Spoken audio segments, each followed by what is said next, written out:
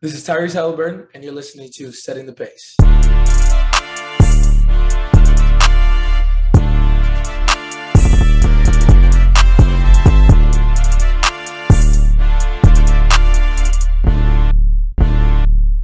Look, setting the pace with Alex and Facci. Alex and Facci, Alex and Alex. If I put our jacks in the paint, how you gonna stop me? How you gonna stop me? We can go head to head. Call out your top three, call out your top three. Look at the swish from Duarte. Now that boy got three.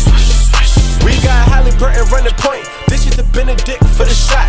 If anybody gon' come in the post, then we got Jalen Smith for the block. Setting the pace, going to the top. Setting the pace, going to the top. This is your number one podcast. Sweeping every team, we gon' need a mop. Smooth. What is going on, everybody? Welcome back to another episode here of Setting the Pace. I'm your host, Alex Goldman Facci. It's a special day because it is a Setting the Pace trade deadline podcast where we come up with our fake trades, one of my favorite episodes of the entire year. Facci, how you doing? Ooh, I'm doing great. Man, trade season, it's always a magical time of the year, kind of similar to draft season where anything could happen. And we were talking about, I think I read Scotto put out a great article talking about, I think it was like 58 players removed last year at the deadline, and it feels like it's been too quiet out there. The Pacers, hey, they got flexibility, they got picks. Anything can happen this deadline. And Alex, it's approaching. It's going to be here before we know it, less than 2 weeks away.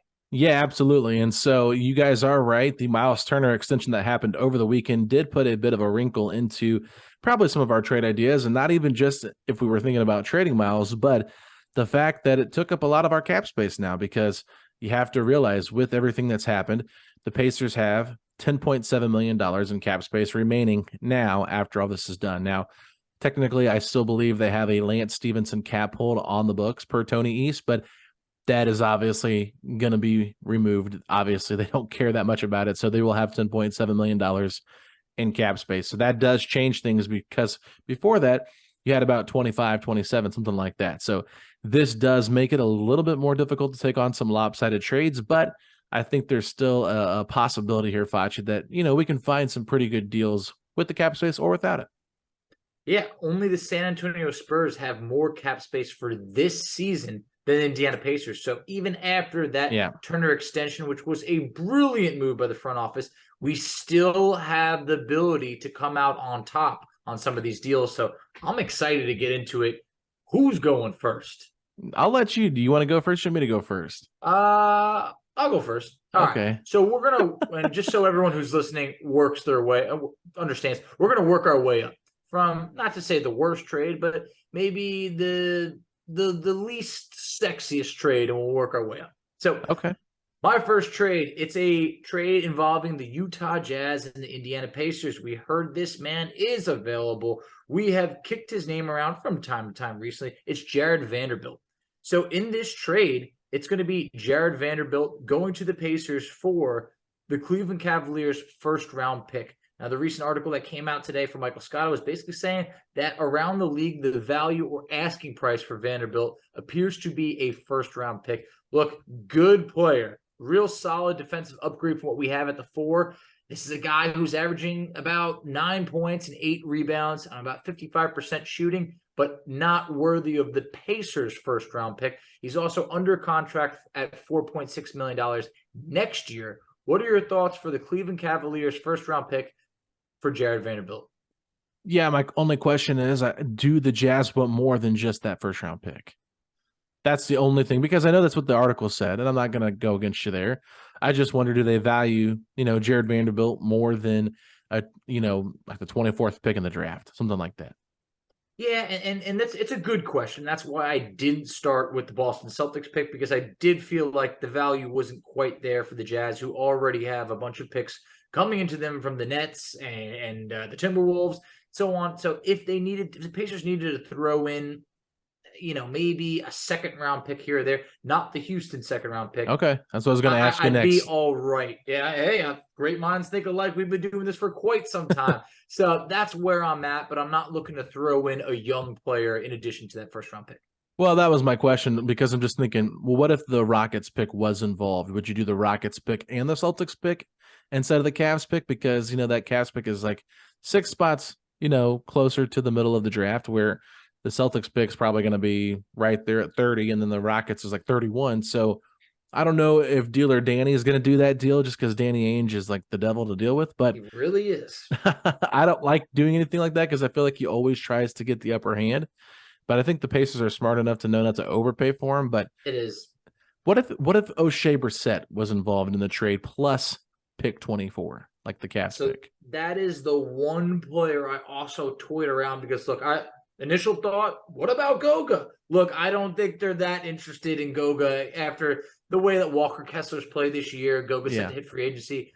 O'Shea is that guy that I can't get a read on if the Pacers value him long term. So I think he's a perfect player for Utah to take a flyer on for the rest of the season and then see they'll have cap space. I think that I would rather include O'Shea than the Houston Rockets pick. Okay, and I probably agree with you there. He is an expiring contract too, so Terry Taylor has a team option for next year. Maybe they'd be interested in taking on Terry Taylor as another guy to throw in there, Facci. But I think going after Vanderbilt is a smart move. That's somebody I brought up on our top list right there. I think it was in my top 5. So I like Vanderbilt a lot. So if they could get this done, I would be all for it. I just wonder what the actual asking price is and what other teams would bring to the table as well. I do think other teams would be offering a first-round pick, so it could be one of those where those picks are very comparable to the Pacers. I don't think anyone is offering a lottery pick, so I think you're talking about in the 20s, right around where that Cavs pick is a competitive offer, but like the Cavs pick and O'Shea is probably a bit of a sweetener right over there that could get the deal done.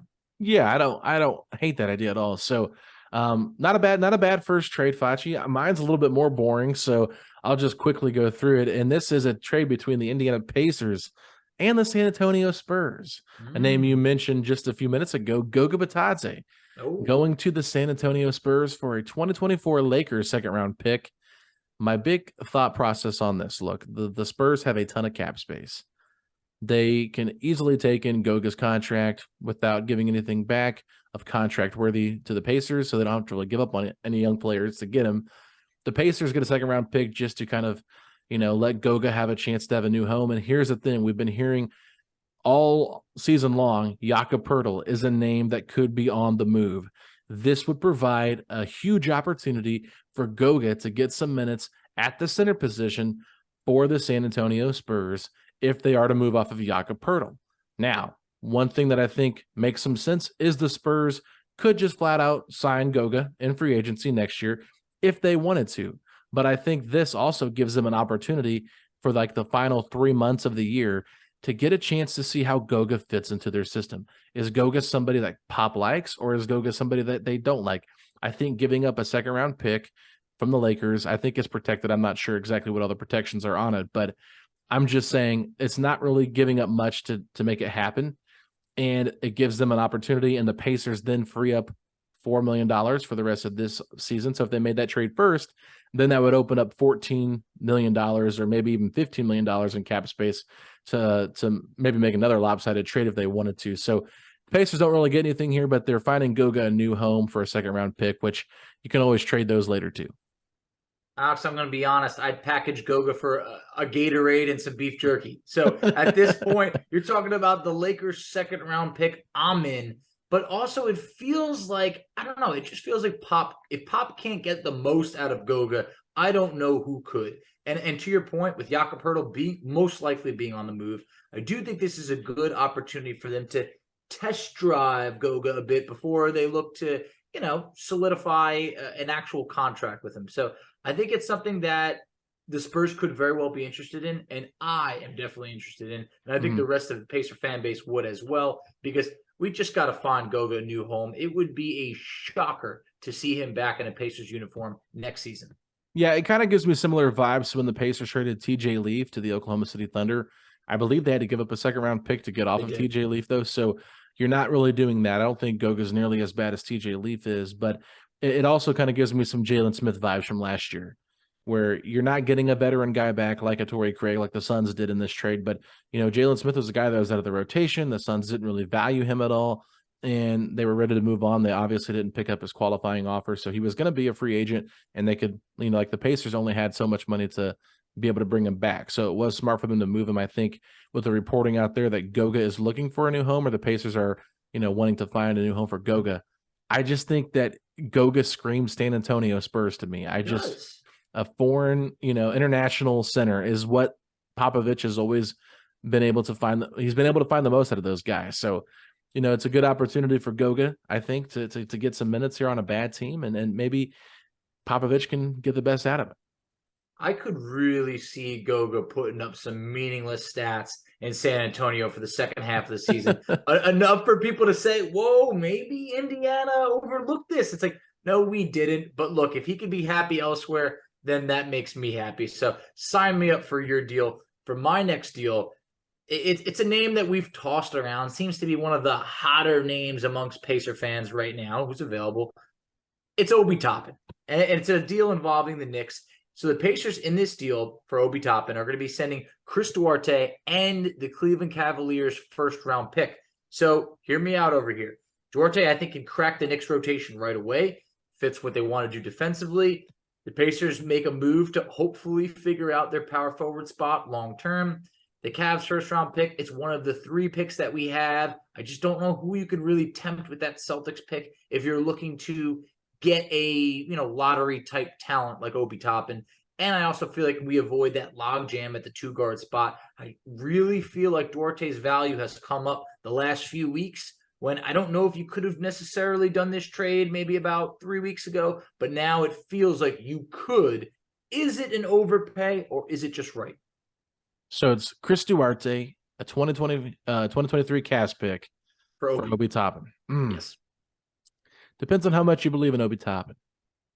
That's the $1 million question. It is. And he is under contract signed for next year before he hits restricted free agency. So it's not like one of those where, why don't you just wait until the offseason? I think there's a big opportunity for him that, with this young Pacers group, he could grow with this core. I do think he's one of the better players that is struggling to get minutes because he's playing behind Julius Randle, who is having a very good season.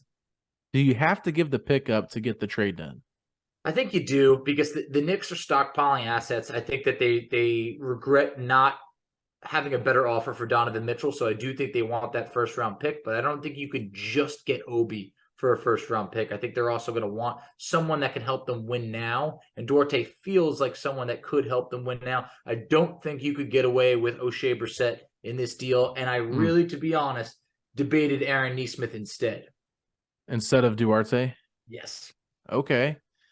What's the logic there? I'm just curious your thoughts. The logic is I know that the Knicks are going to be looking for someone who can, 3-and-D, basically like that. And I felt like it was between Nesmith, it was between Duarte, but I feel like Nesmith fills a hole that we have where Duarte is becoming a bit more expendable for us, given that we also have Buddy Hield, Benedict Mathurin at the 2-guard spot. Nembhard can play the 2. It feels like we got a lot over there. If we can clear up that 2-guard rotation, I think it could do us, not to say wonders, but could make things a little bit easier for others. Yeah, I would say that I think Duarte probably still – that's tough because I know we did our trade value thing, but I think amongst the league, there's probably a better chance Duarte has more value than Aaron Nesmith. One less year on that rookie deal, right? So, Nesmith is going to be up for a contract extension at next season, where Duarte still would have 2 years under team control and the rest of this year. So, to me, I still feel like Duarte probably across the league has more value. And I think when we did our trade value thing, it was more so what we think for their importance to the Pacers. So, yeah, that's a tough one, Facci. I would say that I'm not the biggest Obi Toppin believer at this point. I do think that it could be fun. I like the idea of Obi Toppin, but I'm just curious, is this a move that really gets us over the hump, or do you think that maybe a Duarte trade with something else, maybe for a better power forward, is the right move to do? Oh, if you buckle up, I might have a few of those coming up soon. So this is one that's basically, this is one that you're like, okay, this is like an option if other things aren't available. Yes, this is not choice one. And this is why it's number 4 on my list. Gotcha. Look, I know you might not be a big Obi believer. I am. I like Obi. I mean, anybody named Obi is fun. Okay, Star Wars reference, that right? That's true. Yep. I just feel like he's going to be someone that when he does get a bigger opportunity, and when he has gotten a bigger opportunity, he sees it. It just hasn't been a large enough sample size. So I think this is a time where the Pacers this is more of taking a flyer on a high upside player rather than getting over the hump. And I have some of those trades later that are getting over the hump. Yeah, I wonder if you could even do a Jalen Smith for Obi Toppin trade to make it work. My reasoning here is because Jalen Smith has 3 years left on his deal with a team option on that third year. Defensive guy that can block shots, can shoot the three. I think this might be somebody that Tom Thibodeau could be interested in as a big. I just, kind of the style that he plays. And he can also play some insurance, small ball five if you want to go that route, because they like to play big. I could see them playing him at the four as well. So just throwing that out there instead. Obviously, it makes sense, but if they do trade Obi, they don't have a lot of forward depth either, Facci. Nope, it's very true. So, it'd be an interesting trade. I think it's one that could swing either way. Would definitely be curious to hear some Knick fans' views on it. Yeah, I yeah. have plenty of Knick friends, so I'll have to swing it by them and see what they think. But what do you got for your next deal? Yeah, so my next one here, it's another boring one, Facci. So, Oof. I told you I try to keep the same players out of all my deals. I think there's one where I had to cross over because of the salary stuff. But my second trade is a Daniel Theis trade, Facci. And he's going back to your old hometown, Washington, D.C. We're sending Daniel Theis to the Washington Wizards for Will Barton and a 2025 second-round pick where Detroit owns the swap rights to. Now, you're thinking, what is this deal and why does it make sense? Well, let me just tell you. Will Barton has appeared in just 38 games this season and is not starting. The Wizards have hopes to make the playoffs, and Daniel Theis could be a nice rotation big for them. This is a very boring deal, but Indiana has the cap space to do this deal. And with Barton's expiring contract, they could easily buy him out and have extra cap space in the summer. Washington, now listen to this, only has Gafford, Porzingis, the ghost of Taj Gibson, and Vernon Carey Jr. in their center rotation, Facci.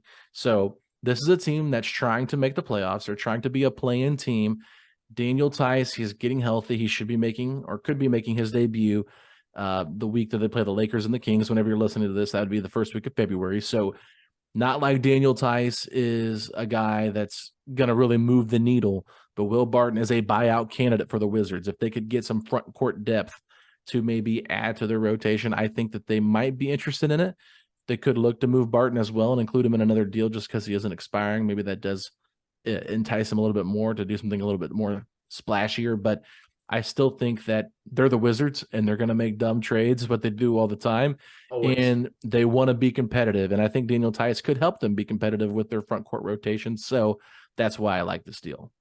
I would love to believe that Daniel Theis could make them more competitive, but I think the league needs to see something first. And it's not like Theis is going to explode on the scene for a 20-10 game, in his first week back, but it's a limited amount of time to get out on the court before the deadline. If I'm a Pacer fan, which I am, I'm doing this deal. It really, you're looking at Barton. He's shooting 37% from three. He's been a good three-point shooter in the past. I don't see him long-term over here, but, this is a way for the Pacers to get off about $8 to $9 million in cap space from Daniel Theis. So for next year. Yes, for next year. That is a good motive over there. I personally would do the deal. Hesitant to see if Washington does, just because I think they could potentially shop Barton around and maybe a deal that helps him a little bit more. But he definitely got a good point. And Taj Gibson, Vernon Carey Jr., they ain't providing anything over there outside of Porzingis, who is typically hurt, and Daniel Gafford, who's a so-so center. And that's the reason I'm thinking, because if you're looking at teams that need Daniel Theis, it's just like, okay, everybody's going to throw at the Clippers, right? Everybody's going to say the Clippers for this deal. Well, the Clippers, do they really want to pay that much for Daniel Theis when he hasn't played all year? That's why I'm like, okay, at least the Wizards have contracts they're really wanting to get off of. And I think Will Barton only playing in 38 games, that's pretty telling of what they think of him and how that trade's worked out for him. And I don't think the Pacers would really keep him around long-term either. I think they'd probably buy him out.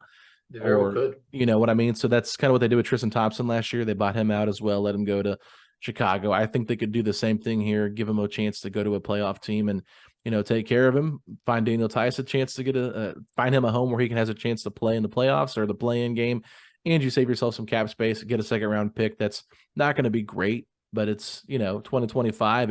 It's worth adding up and stockpiling those second round picks for future assets. I could already hear Carl after game. So Will's gonna rejoin Denver. It was Sending nice to a team having out him over west. here. Yeah, exactly. Well, one of those where the stay doesn't last too long, but I would still do the deal if possible because I just love that mystery box of salary cap flexibility moving forward, and that's kind of what you get when you get off of the Daniel Theis deal.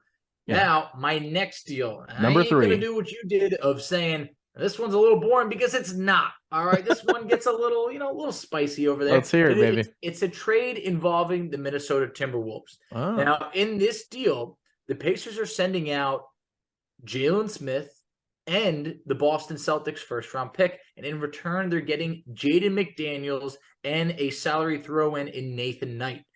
Nathan Knight was just someone that made the salary work over here, but Jaden McDaniels, a true jack of all trades. He can defend 1 through 4. I know they'll say 1 through 5, but look, 1 through 4 is more realistic. He's got great length at 6'9". He plays the 4. He's averaging 11.5 points, 4 rebounds. He's shooting 52% from the field, 38% from 3. He's giving you a block per game, a steal per game. This guy's really doing it all. Jalen Smith enables the Timberwolves to stay competitive now. He's under contract for a very friendly deal moving forward. And then also you're recouping a first-round pick. While it's not a great first-round pick, it's a pick for a team that is, running out of picks because they traded a lot for Rudy Gobert. Alex, what are your thoughts on this deal? Facci, if this trade happened, build Kevin Pritchard a statue, okay? He's pulled rabbits in the hats. Jaden McDaniels is a starter for the Minnesota Timberwolves. He is the guy they would not include in the Rudy Gobert trade. They traded everything and every pick they had for Rudy Gobert, but they're like, we didn't trade Jaden McDaniels, and they made sure they put that out there. When I first heard this trade idea, I thought you were going to say Naj Reid. I was not expecting anything remotely close to Jaden McDaniels, and I was trying to hide my face behind my mic because I was laughing so hard when I heard this trade. I love the boldness, and I love your desires to get Jaden McDaniels, and I'm not trying to throw shade at you. But there's no chance this trade goes down, Facci. You would have to include probably Chris Duarte with Jalen Smith plus a Pacers future first-round pick. That's not even one of the bad ones. I mean, that's how much they value this guy. So, yes, Jaden McDaniels is the exact type of player this Pacer team needs, and I want him bad on this team. I want him. I want him too. But this trade, Facci, I'm sorry, but this is the most unrealistic trade I've heard from you this episode so far. I will definitely take an L on this one. I crunched a lot of trades today going through this. I got honorable mentions. I got trades that were cut off. But, regardless, I want Jaden McDaniels. It doesn't sound like it's happening. Don't want to pay. It doesn't. Don't want to pay over the top for him because there are other players that sound like they are far more available. So, hey, I'm willing to take an L here. Well, it's not that I'm mad at you or like trying to make fun of you. I'm just like Jaden McDaniels means so much to that team. Like if they were like going on like a fire sale, like, okay, the Gobert thing's bad. We don't like Towns, and they really wanted to trade off everything, then maybe there's a chance you could get him. But Anthony Edwards has been playing better. They've been playing a little bit better basketball as of late. I love Jaden McDaniels, and he's probably one of my like favorite non-Pacers in the league that I like just to watch play basketball. So yes, I would love him on this team. No doubt about it. He's a guy that you want, but I just don't think this is a very realistic trade proposal. Now, you can counter that with me and give me some of your thoughts back because I don't want to just hammer you here. No, I'm good. I don't want to go through a whole wormhole of this. So I was just trying to think of a trade that would be competitive. So rather than throw out 2 or 3 other offers, I'll just say, all right, you know what? Hey, you might have to crumple this one, just throw it out. Okay. Well, I'll move over to one that's a lot less sexy, but it has the same name involving a trade here, and that is Jalen Smith is involved in this trade, Facci, but it's a straight-up trade. Okay. And it's a guy that I mentioned a couple of weeks ago that we made a joke about, but I think it's actually an interesting trade, and that is to the Los Angeles Clippers for Amir Coffey. Now, hear me out on this one. Jalen Smith. I'll hear you out. What do we got? Jalen Smith has been so bad this year, Facci. He was promised a starting position. He lost that starting position, went to the bench, played backup 5 for a bit, lost that position to Isaiah Jackson and Terry Taylor as of late. Jalen Smith has regressed as a player from when the Pacers traded him. I don't think his value is super high. There might be some people that have value in him, but I think with Jalen Smith, with Miles Turner getting that extension, I think it's time the Pacers either decide between Isaiah Jackson and Jalen Smith on who to move. And me and you both probably agree that Isaiah Jackson feels like the guy with the higher upside. So it would make sense to move Jalen Smith now. We know that the Clippers need some front court help. I think Jalen Smith is a very cheap investment for them. They could still look to find somebody on the buyout market. But I think Amir Coffey, the thing with Amir Coffey in 2021-22, he had a really good season for the Clippers. I think he ended up shooting 54% from 2, 38% from 3, and 86% from the free throw line last season when he was finally given an opportunity. So it's not like it was like a bad year. He only averaged, I think, 9 points. So it's not like he's putting up big numbers, that kind of thing, but he knew his role, and the Clippers were actually pretty competitive when he was in there. The Clippers have too many names on their roster for him to really get ample playing time. So he's kind of buried on their bench. I just feel like, the Pacers need more players like this. Amir Coffey is 6'7", can shoot the ball pretty well from 3 and defend. I feel like this is a very friendly trade that, would benefit the Pacers in terms of what they need in terms of position wise.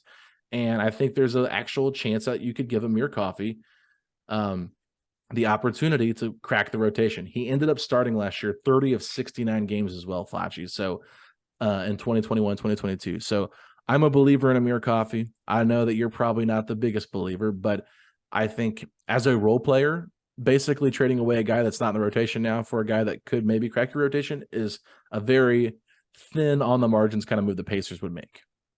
So we've come far enough for me to realize that you aren't kidding over here. But in this deal, I don't think this is it. Look, Amir Coffey, a 2-guard who could play the 3. Yeah, look, he did have some moments last year. Not having a good year now, so you don't want to judge him by his numbers this year. I'm looking at his numbers in years past. I mean, in limited fashion, for 2 straight years, he shot basically about 40% from 3. So yeah, could be a good shooter. But you already have so many, you got shooters, you got 2 guards. But he's a better defensive player on the wing, and that's where Jalen Smith's not. He's a center. I mean, that's what we both have agreed on, and you have so many of those. I just don't see where you're going to give him ample playing time. And so this is a very, minor move. No, I'm just defending it because I think that you got to find guys that are like on the margins here that aren't really getting an opportunity, because Jalen Smith, I don't really know what his value is right now. It feels pretty low to me. It's got to be low right now because there's no way it could be high. I think the best thing going for him is the amount of money that he's making right now. It just seems very low compared to, okay, hey, we could live with, the $5+ million for the production that he's giving right now. But I just think it's too minor of a deal to trade a guy who willingly re-signed here for less money. No, that's a fair point. If you're going to trade Jalen Smith, I think you got to trade him in a move that makes us better as a team. Because right now, Jalen Smith, it's a rough year. Don't get me wrong. There's no way around it. But I think that he could potentially bounce back next year. Or if you're going to trade him, just do it for something that could mean something a little bit more. Because you could be sending a message to guys, hey, don't take a pay cut in Indiana. They'll do you dirty. Well, and that's a fair point, because that was kind of my point that I brought up a while ago with trading Jalen Smith. Like, the Pacers really got to be careful with how they do that, because he did take a big gamble on coming back to them. So I get your point there. Like, this is such a minor move. Don't do this. Now, the only reason I was thinking you could make this move is, look, you just tell Jalen Smith, like, we know it's not been what you wanted. We can send you to a team that's got a real chance in the playoffs. And he might be intrigued by that. Not saying that he would be, but if he was, you're sending him out to the Clippers. They're the smaller team in LA. They're not the Lakers. And I think that he actually could be a pretty good big for them off the bench behind Zubac, and could provide them some rim protection and some potential 3-point shooting for the playoffs. I mean, the fact that he couldn't even crack the rotation for the Suns 2 years ago is just laughable. They invested the 10th overall pick in him. You got to give that guy an opportunity. And I feel like even this year with the Pacers, he's been given a decent opportunity. But just imagine if they really had gone through with what they said they were going to do and, trade Miles and Buddy at the beginning of the year. I think by giving him all that time at the starting 5 or whatever he was going to play, we would have seen much more growth from him. It's just been not a lot of opportunities, and we know that there's just not a lot of chances for him to make mistakes. I feel bad. I really do, because he's had a handful of did not play coaches' decisions, and it's upsetting because he was like that guy that we were so excited about. And it feels like playing time is really something that he valued when he re-signed with the Pacers. It was a starting spot, B, being able to develop with his team. And it just feels like the starting spot he lost. Now he's losing just a spot in the rotation. So if he goes over to the Clippers, he does kind of run that risk of maybe he's out of their rotation a little bit. You would think he would be in there because they're trying to win now. But I mean, the Pacers are, they're not going to tell you they're not trying to win because they are, and he still ain't getting on the court at times. So it's tough, but I'm against this move. Okay. So there we go. We didn't like our number 3 trades very much. So let's move on to your number 4 then. All right. Or number 2, I should say. Sorry. Yes, exactly. Number 2. Number 2, you knew his name was going to come up eventually. It's John Collins. Okay, right? hit me, brother. And it's the Pacers and the Hawks making a deal. And in this, we're talking about another name that we mentioned, Jalen Smith. He's once again on the trade block. It's Jalen Smith, Chris Duarte, and the Cleveland Cavaliers' first-round pick for John Collins. Alex, you can go a couple routes. Some people could think this is an overpay. It could just be enough to get the deal done. But here's where we're at. Pacers have roughly about, we talked about it, between $10 to $11 million in cap space remaining. So this deal, puts them, I think, just a hair bit over the cap space, but not in the tax area. The Pacers get their power forward for years to come. He's got 3 years left on his deal, roughly about $78 million. It's that could scare some teams off, but I think at this point, you trade Jalen Smith because there's definitely not going to be an opportunity there. You're looking at that Cavs pick that's really, so roughly around 25th overall. And then Duarte, who once you believed in big time, I think he's got his value up enough to be a featured piece of a deal. What do you think of Jalen Smith, Duarte, the Cavs pick for John Collins? Yeah, so I have a John Collins trade that I'll get to at the end. It's my last one here. So okay. I do like John Collins. I think he is somebody that's worth going after. I think the Pacers, there's a reason they've been linked to him pretty much since his name has been through the cycle. So I do like that. What is interesting, Facci, he does have 3 more years on this contract after this one. So it's a lot of money. But at the same time, with where everything's been at right now, with how we got all these deals lined up, it's going to be a lot of money to pay him in that final year, but you could always trade him if it doesn't work out. Now, if it does work out, you figure things out and that kind of thing. And I want to say it's a player option in that final year as well. And that is the same season, I believe. I might be wrong on that, but you can maybe look that up for me. But the nice thing, even if it's not, it is what it is. But if it is a player option, that he's probably going to decline. So he's probably going to decline because that's the year the TV money is supposed to hit. Maybe. Okay. He So, could. if he plays well. So that's what I'm saying. You could have maybe potentially him and Turner off the books in 2025, in the summer of 2025, which is only 2 years away. So that could be enticing as well. But I do like John Collins. I think Duarte, Jalen Smith, and the Cavs pick, you said? Yep. Plus anything else, or is that it? No, that's it. Okay.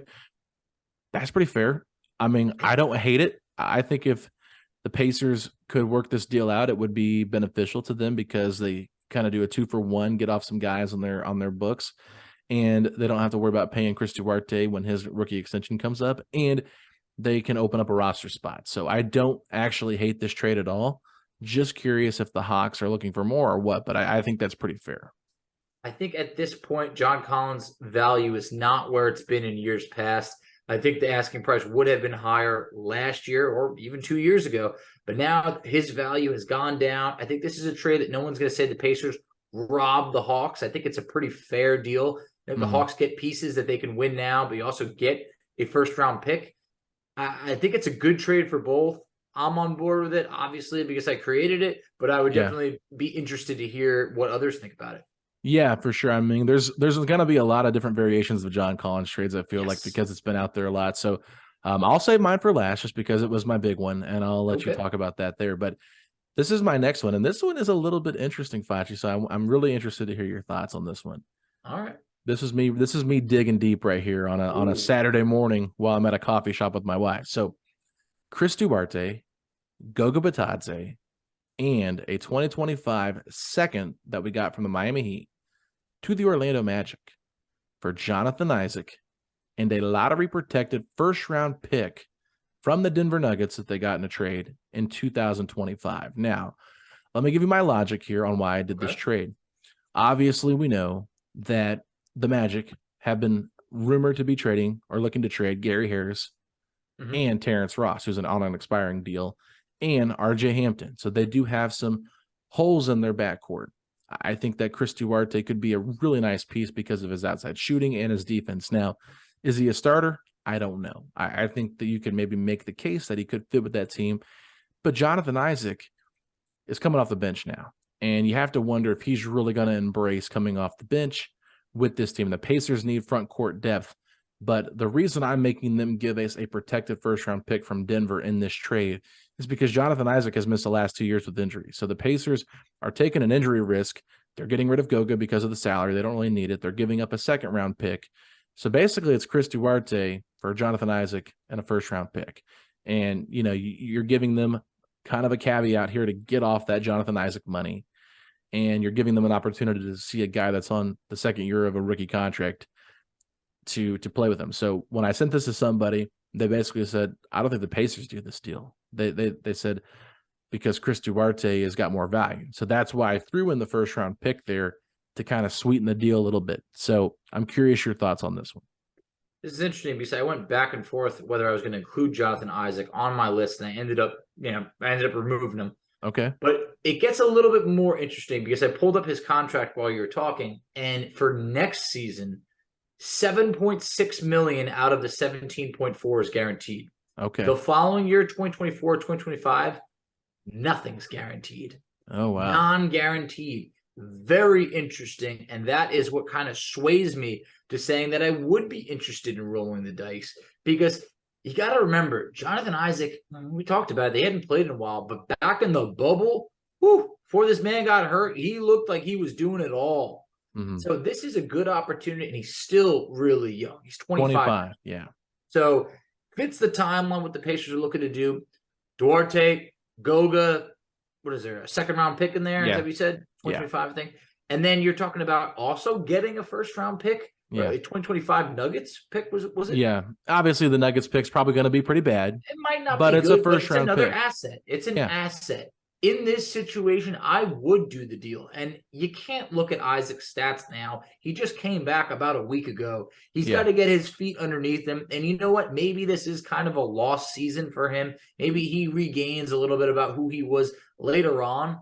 But I like the fact that that final year in the deal is non-guaranteed, and only about half of next year is guaranteed. So it's really not that crazy. And also that deal, when he signed it, looked expensive. It's $17.4 million a year, which is in the modern NBA. That's not that much. Yeah. So I'm actually in on this deal. Yeah. I didn't think I was going to be, but somehow little by little I got broken down. Yeah. And I mean, obviously it's like, I like the idea of Jonathan Isaac probably more than Jonathan Isaac. I agree with that statement. Yeah. Right there. You know, and that's the thing. It's like, I don't want to, am I selling too low on Duarte? It's like, it's tough because, you know, it's just like, it's a guy like the Pacers have really tried to get away from going after injury prone players after all the debacle they went through with the Karis LeVert, Victor Oladipo, TJ Warren stuff, Malcolm Brogdon stuff. You know, I think they really want to clear that bill and not have the injury prone guys. So that was kind of like my hesitancy with this trade, but it's like they got Wagner, they got Boncaro. Nobody else really moves the needle for me on that team in terms of a trade. You know, I've been intrigued by Okiki, but like even he's under the rotation. So it's like he's not moving the needle. I'm not trading Duarte for him. So that's why I'm like, give me Jonathan Isaac. This is a guy that's proven himself already that he can play in this league. I think that he's going to have a chip on his shoulder. And I think that he would actually fit in pretty well next to Miles and Tyrese and Benedict. So that was kind of my thinking. And if you can get him for cheap, why not? He brings something pretty unique to the table. He's a really good shot blocker. I mean, let's just kind of look at back when he was healthy. 2019, 2020. 12 points per game, 7 rebounds, 2.3 blocks, 1.6 steals. He shot 47% from the field and 34% from three. There's a lot to like there. Can he duplicate that again? I don't know. He's only played 3 games over the last few years, but I think it's a good opportunity for the Pacers to roll the dice on someone with a really high ceiling that could, if healthy, potentially uplift this team to, you know, maybe winning a playoff series if everything goes right. I don't know, but maybe hopefully back into that playoff category, not the play-in. Yeah, and it's interesting, Facci. So anyway, I'll let you get the floor now and do your last trade. All right. So for my final trade, you knew his name had to come up at some point. It's OG Anunoby. And we're talking about a deal with the Raptors, obviously. Now, in this trade, it's Chris Duarte, Isaiah Jackson, the Pacers' first-round pick for this year, and the Cavs' first-round pick for OG. Now, hear me out over here. Salary cap-wise, works out perfectly. I don't think the Celtics pick gets the deal done. Obviously, that would be what I'm asking for first, but I think we have to include, our pick and the Cavs pick in addition to Ijax and Duarte.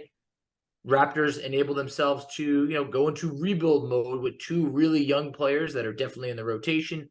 You get a first-round pick that if everything goes right and the Pacers are in that play-in game, it could be right around 14 or so. And then the Cavs pick, we've heard OG is someone who potentially wants out. He's under contract for at least next season at about $17 million. And then the final year is a player option, which I think he'll opt out of. Look at this starting lineup. Halliburton, Buddy, OG, you could go Nesmith and Turner at that point. And, I mean, it's a pretty good lineup right there, but I'd like to hear your thoughts. Well, I'd rather have Benedict Mather in that lineup than Buddy Hield. And so would I, but you figure just based off of what the Pacers are doing right now, like, do they go with that would be the best five, but I feel like this is probably more of what they're doing this season. Yeah, no, I get what you're saying. Man, this is tough, Lash, because I really don't want to give that Pacers pick up this year. Either do I. No way they do this deal for the Celtics pick, the Cavs pick. It's like too much of a, I don't know. What about next year's pick? That's interesting.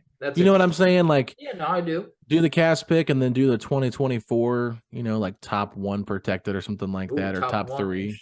Something like that, like where it's not really protected, but it's just slightly protected in case everything just happens awful, like Halliburton, Turner, and OG all got hurt or something like that. You know what I'm saying?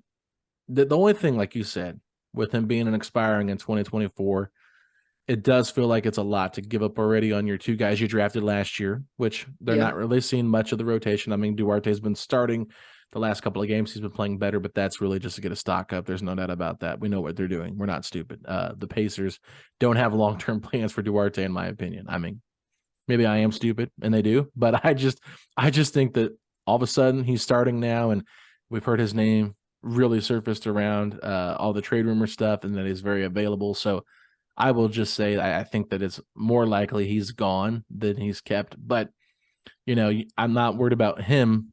Isaiah Jackson, like you said, you can make the case. There's a logjam now at the center position with Turner extending, so you're not as worried about it. I'm not worried about the Cavs pick. It's just that Pacers pick that I'm worried about, because if it's like a top 8 pick and you could have had somebody that plays the same position as OG, maybe even has higher potential than OG, and you could have him on a rookie deal, is that worth it? So that's why I'm so torn on this. I love the idea of getting OG. I don't love the idea of giving up this year's Pacers pick. Neither do I. My theory is if we get OG, then I think that pick is in the teens, whether that could be 12, it could be 14, it could be right around there. And who knows, maybe a little bit later, maybe 15, but whatever. Anyway, you're getting a really good two-way player who, here's the thing, he's not Paul George where he's from California or anything like that. OG is familiar with Indiana. It's not uncharted territory for him. So I think that he could be someone that could be open to re-signing. I mean, the money's got to be right, of course, but the Pacers should have the money to be able to make that deal work. Obviously, Halliburton needs to be re-signed. That's a first priority. But if you're going to do this deal, you do it with intentions of signing OG long-term. Of course, there's risk involved, but whether it's this year's first or next year's first, there's always going to be that risk of where does that pick land? Yeah, I will say this, like the teams that I've been hearing recently in terms of like OG suitors, Phoenix is a team that's been mentioned as an OG team. The Knicks. The Knicks, yeah, they were one that came out today. I've heard people throw out the idea of Memphis going after OG and Anunoby. Memphis would be great. I mean, and that's kind of what I'm saying. That's what I'm saying. It's like, is OG really the needle mover that he is in terms of like being our second best player? Or is he more of like oh, trade him to the Suns where he can be like the third or fourth, or the Grizzlies where he's like the fourth or fifth, or even like the Raptors were talking about trying to like include him in a trade for Kevin Durant, but they weren't willing to throw in like Scotty Barnes, or they weren't willing to throw in Pascal Siakam. So they're like trying to get sweeteners with like OG Gary Trent Jr. and Fred VanVleet. Like, is he really that kind of guy? I think that he is like the idea of OG Anunoby, similar to what I said about Jonathan Isaac. The idea of OG Anunoby around the league, I think a lot of people think he can be this guy, but I've never really seen OG be a two-way guy either. You know what I'm saying? Like a consistently two-way guy.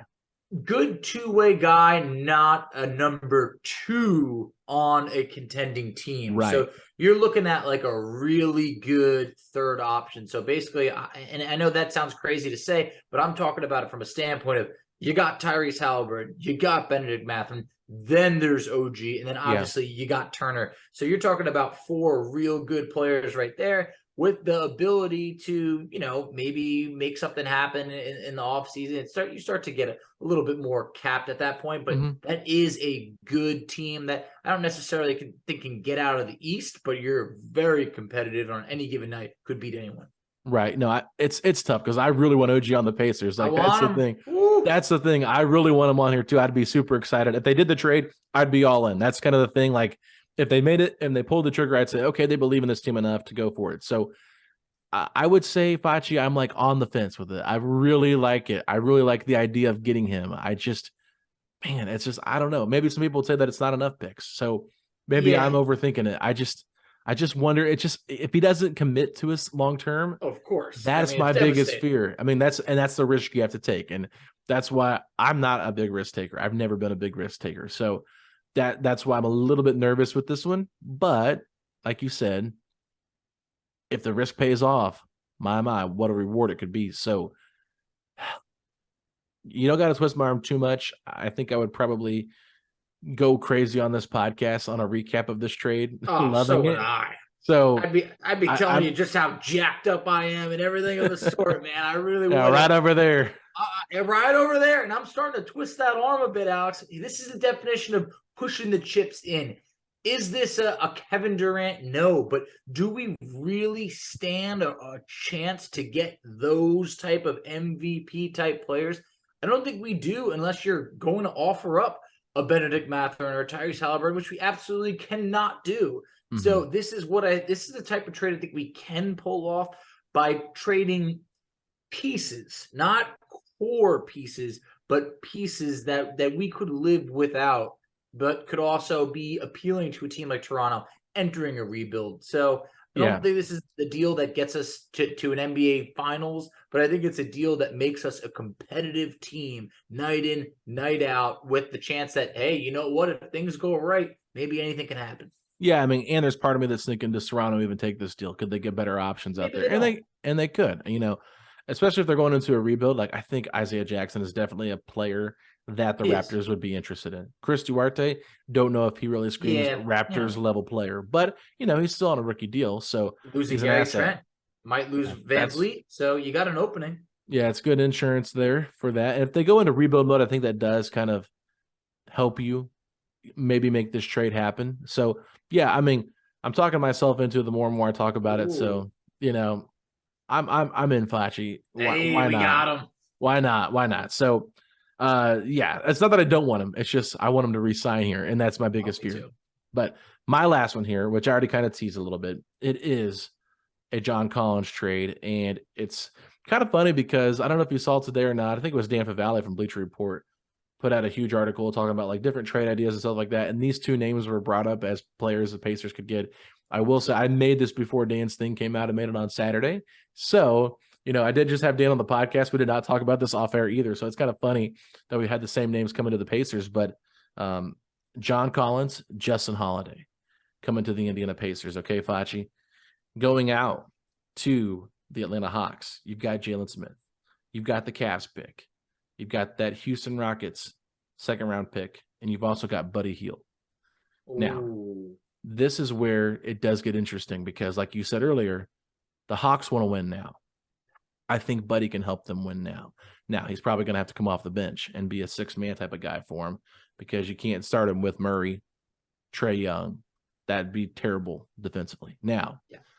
the reason why I didn't do Duarte was, one, because I was trying to use different players and not use Duarte in all my trades. But at the same time, you have to wonder, like, Jalen Smith is a good replacement for John Collins if they want to go that way. But Jalen Johnson is a guy they have on the bench that's been playing pretty well when given the opportunity. They've got DeAndre Hunter. They could also slide down and play at the 4 as well. But in this deal, you're giving up 2 picks. You're giving up the Cavs pick and that Houston pick, which is, 31st overall, which is good for that cap opportunity, like we saw with Andrew Nimhard's deal, and how the Pacers were able to work out that 4-year contract by getting him in that second round. And like you said, when you were with Michael Scotto, some people think they should be taking on a first-round pick to take on John Collins. So this is why I kind of went this route. The Pacers are giving up a starter. They're giving up a rotational young player and then 2 decent picks. So it's not something I love. It's not something, I don't know if the Hawks would love it either, but they're getting off Justin Holiday, who's not playing. I think he'd actually be a nice fit with the Pacers because we already know what he can do. Coming in here, playing with TJ McConnell, and you can take a risk on John Collins here, who is owed a lot of money. And I think that's also something that you have to factor in here, is how much money he's making. So it was Buddy, the Cavs pick, right? The Rockets pick, and who was the other player? Jalen Smith. Jalen Smith. Man, it might be too much. It might be. You think Buddy's more than Duarte in terms of value? Yeah, I do. Because you're talking about the guy who leads the NBA in 3-pointers made. He's under contract next year at a very reasonable $19 million. And we know right now that if you trade Buddy, like, yes, obviously Benedict Mathurin can be upgraded into the lineup, but the way that the Pacers, their style of wanting to shoot a bunch of threes, you're missing a big hole there. And obviously the chemistry with Halliburton. So I want John Collins, but I'm wondering if this is too much between including Buddy. The second round pick, obviously, I can move on from that. The Cavs pick, but also I think it might be too much. Okay. It kind of reminded me a little bit of the Karis LeVert trade with the Cavs last year because, we did trade away Karis LeVert. We got back Ricky Rubio's contract, which is kind of what Buddy Hield's contract would be in this deal right here, because I think, like you said, we have a logjam at shooting guard, and I think Benedict Mathurin is averaging like 23 points a game over the last 4 games. So it's kind of one of those things where you just really want to see him get that opportunity to be that starting shooting guard. You don't want to have Buddy Hield in the way. And I feel like as long as Buddy's here, he could be in the way of what Mathurin could be in the future. And so this is honestly a deal, the more I think about it, is something that probably could happen in the offseason. If John Collins is not moved, the Hawks decide they want to go a different direction. You trade Buddy Hield to the Hawks. There's no Justin Holiday involved. The Pacers pretty much just take back John Collins' cap, in the summer, because you're going to have, I think, close to $41 million in cap space this summer. So there's a lot of opportunities there where you could make this deal in the offseason instead of right now at the deadline. But if you want to see what you got with John Collins, is it worth parting with Buddy? And I think part of the reason I did that is because I was trying to make sure the salary still matched up okay, because I did include Justin Holiday in the trade as well, which he's making about $6 million. So that's why I had to include Buddy Hield instead of doing the smaller deal like you had done with the contract. So it's more so move off Buddy to get Mathurin in the starting position, give them another veteran that can help them win. I think that probably Duarte still has more value than Buddy Hield in the trade. And that's why when you said it was too much, I fear that actually if you were to throw Duarte in this trade instead, it'd be more than too much because of what his value could be.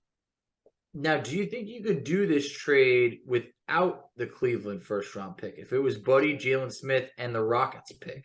I don't think so, in my opinion, because I think just the fact that they're getting that first-round pick makes it feel better. You know what I'm saying? It definitely makes it feel better, but you are getting a potentially, like 31st overall pick. So it's not quite a first-round pick, but it's just right about there. And I think that would make me feel a little bit better. I already feel, not to say like wrong trading Buddy, but there's definitely like that feeling that you're kind of like, oh, like I can't say goodbye to him. You do it. You got to trade him, not me. But I wonder if you could, because this is a solid deal for the Hawks of wanting to win now. You add Buddy and Jalen Smith coming off the bench for the Hawks, or maybe you plug in Jalen at the 4, whatever it is that they want to do. that gives them a deeper team with also a good pick over there. And I think that it's going to be tough to get a better deal than the one that you offered for John Collins right now. You got to give up something to get something. And I think like the one trade I think I've seen out there that's kind of been like floated around is like looking at John Collins going to the Jazz and Malik Beasley being a guy that's coming back for him. So that's why I'm like, okay, Malik Beasley, Buddy Hield, they're pretty similar, obviously, in terms of like position and where they'd be playing at for the Hawks, because Malik Beasley, I would assume, would come off the bench. And I believe Buddy Hield would probably be doing the same thing if they were to trade for him. Just like I said, I just can't imagine him starting with that group. Now, he does provide some legit scoring for them. And you have to wonder, are Buddy and Trey like a good fit together? Probably not. Probably not. Probably shooting a lot of deep threes and all that, or just threes in general. But was that deal just Malik Beasley straight up? I don't really know what I've seen. It's just kind of like it's kind of like a centered piece around him. You know, there's a lot of misinformation out there right now, and usually stuff that gets out now, you know, it's not realistic. Yeah. So, but I can kind of see the Pacers just feel like they have to give up something to get something back. And while Buddy Hield, moving him, like I've been a proponent of not trading Buddy. I've been tweeting it all season long.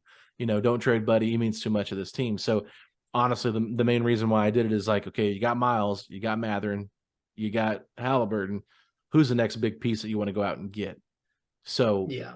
And like you said, even if you did your Duarte, Isaiah Jackson trade for OG and Anunoby, you could still probably do that and get John Collins. So now you're looking at Collins and OG in a trade. So you dream, right?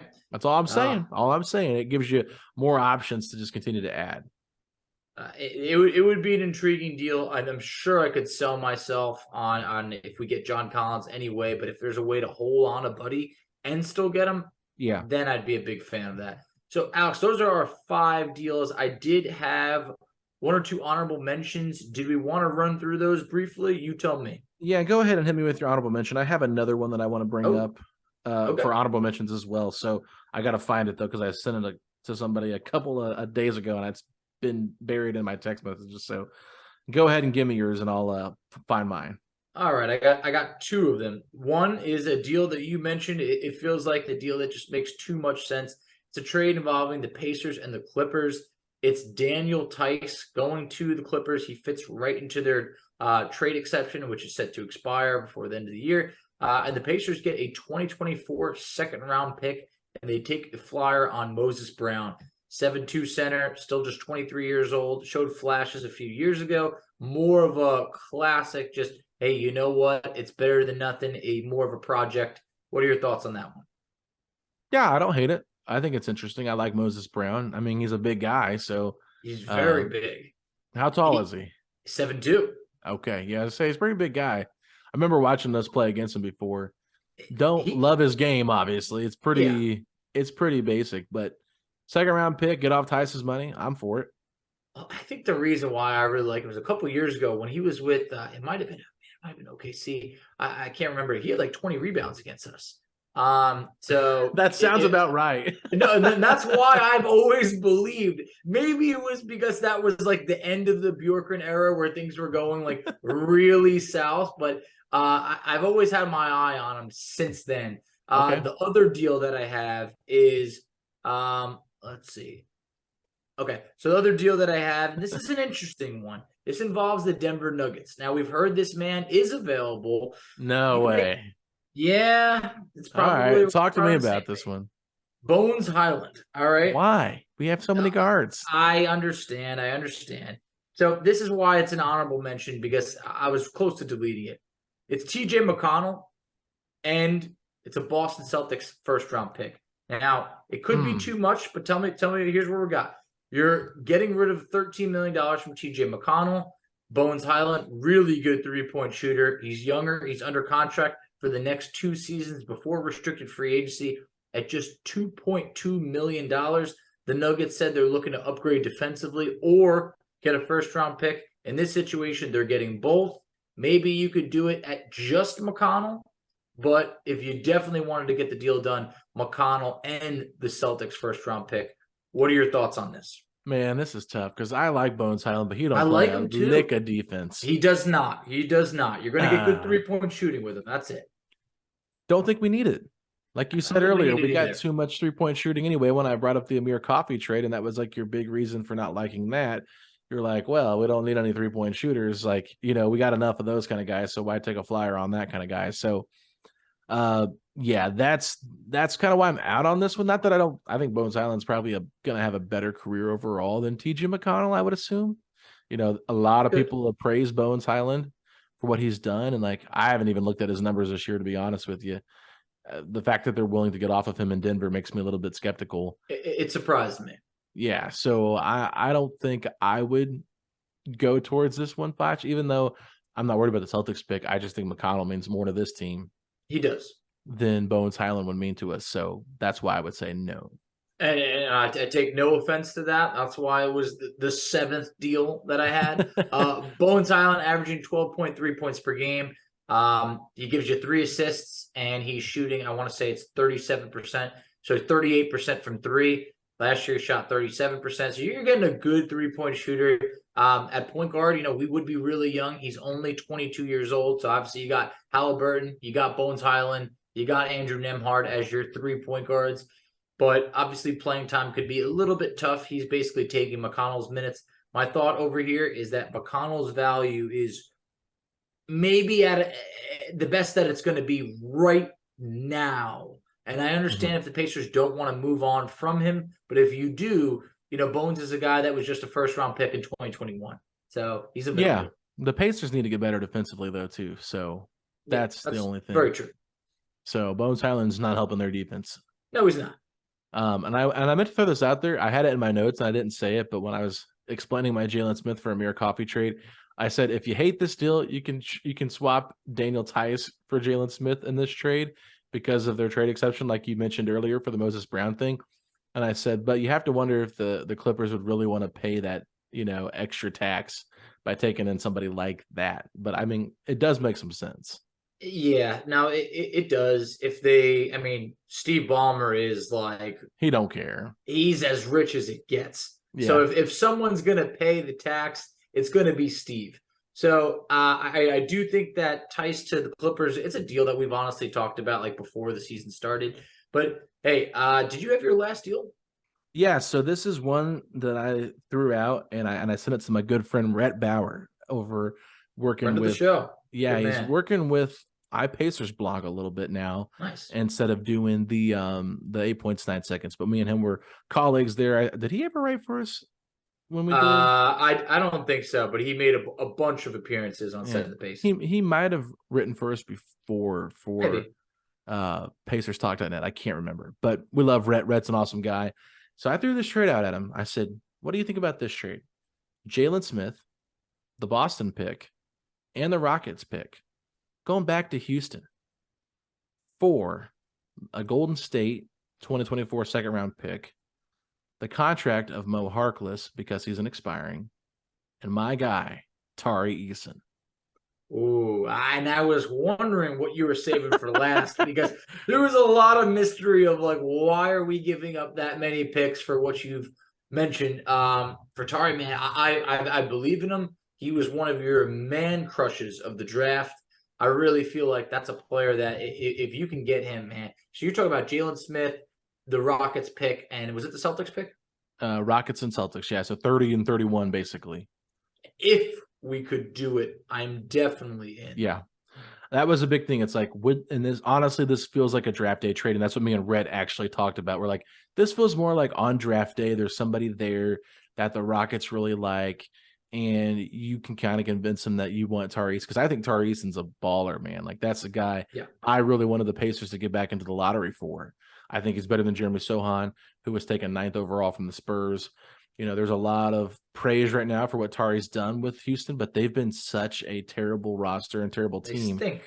Who knows what's going to happen with them. So that's why I was just like, okay, give them another 2 extra picks with, I think they have the Nets pick as well next year. So they have a lot of ammo. They can move up in the draft. Would this help them? So maybe Tari Eason helps them more than one of the picks that we give them or both the picks we give them. You never know, but I love Tari Eason. If there's a way I could get him, that's what I would do. So that's why I didn't throw it in there. I didn't feel like it was a super realistic one. I would probably is. do this with Isaiah Jackson if it was instead of Jalen Smith. And that's what I think it would take, because for Isaiah Jackson, you're getting, I know Jalen Smith is still young, but Ijax, I think, has more upside, and I do think he's cheaper. Not that it's an issue to Houston, but I don't think they do the deal that you presented. I would love to do that deal. I know you would, and probably every other Pacer fan. But I think if you are going to catch their attention, it probably does have to be Isaiah Jackson. Yeah, and another one I had written down when I first had erased my Turner trade once the extension happened, I was looking at the Hornets because, I love Jalen McDaniels, not Jaden McDaniels, the brother of the one you were trying to trade for.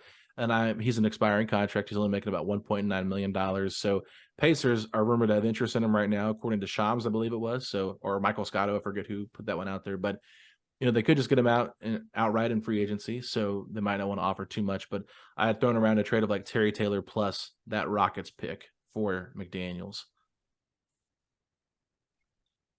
Yeah, I guess at that point, I'd probably rather just wait, just because, the Pacers, and you know what? I think forever, the way that Nembhard played at the beginning of the year has me thinking, a second round pick. Like, if it's top 35, you never know. So my biggest thing is like, you're not going to use all these picks. So you're not. Maybe even if it was a Celtics pick, like trade the Celtics pick because that's guaranteed money, and maybe O'Shea Brissett, an expiring deal for Jaden McDaniels. Is it Jaden or Jalen? I'm getting them confused. Jalen. Okay. Jaden's the one you liked. Okay. Yeah. I'm getting their names confused as we're talking, but the one from the Rockets. So that's the one that I would look at. O'Shea isn't expiring as well, but at the same time, he isn't expiring. So that's the only thing you worry about. Don't want to give up too much to get him. But if you get him in here and he really likes it and you can re-sign him, kind of like my whole point I made with Kuzma, that would be my similar thing here, just a lot smaller scale. Yeah.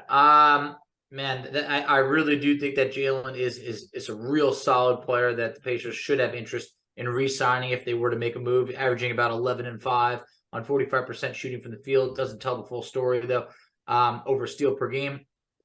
I guess if you're looking at the Rockets pick and Terry Taylor, I guess maybe I'm back onto that, just because I know there's really not that much of a difference between what could the Boston Celtics pick that could be 30th and the Rockets pick that could be 31.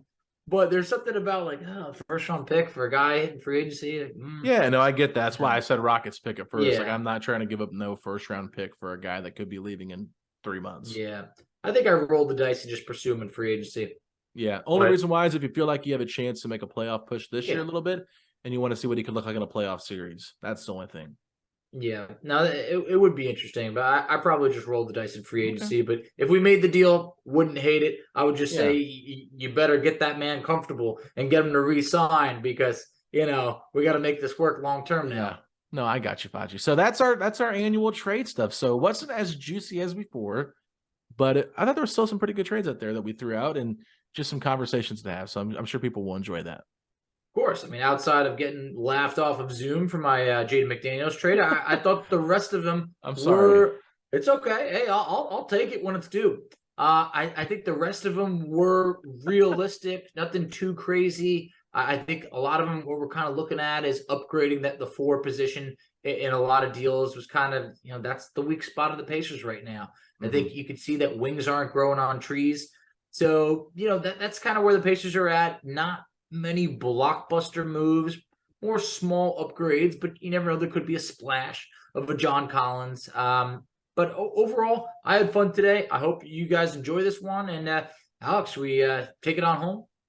Go ahead, Facci. Let them know where they can find us at on social media.